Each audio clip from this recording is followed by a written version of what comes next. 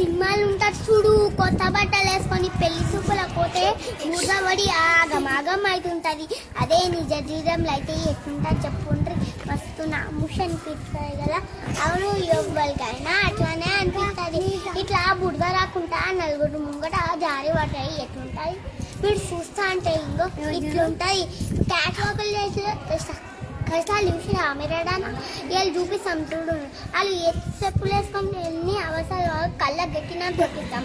అందరు ఏమనుకుంటారు, అబ్బా ఏం షోకులు పడుతుంది చూడండి అనుకుంటారు. ఈయన బొమ్మల్లో కూడా పునం తినమే టైం అలా పిల్లినట్టు నడుచుకుంటా ఎంత తిప్పలు పడుతుంది, ఎంత తిప్పలు పడుతుంది.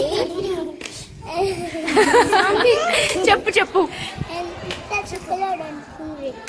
ఇగో ఈమె ఆమె అయిపోయింది కదా, ఈమె అలా ఈమె సిప్పలు కూడా వాళ్ళగట్టి ఎన్నర అయితే కానీ టైంకు కింద చెరువులు కవర్ చేసింది. ఎట్లయినా వడ్డాలని ఇట్లా వీళ్ళకి సపోర్ట్లు పెట్టి మళ్ళీ నాటుతామని రెండు నలుగులు వేసి మళ్ళీ వడ్డా ఇట్లా నీ నడక సలా ఉండపోవాల్సిన ఎట్లా పట్టుకొని సకా ఉంది.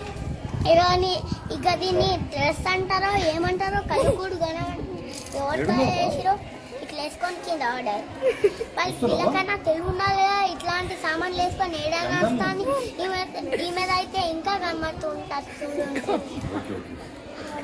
స్టైల్ గిట్లా 2 స్టెప్పులు వేద్దామనుకుంది, గిర్రన తిరిగి జారు మీద జారింది. ఇక ఈ మొగనండు నాకేం తెలియనట్టే వచ్చిపోతున్నా.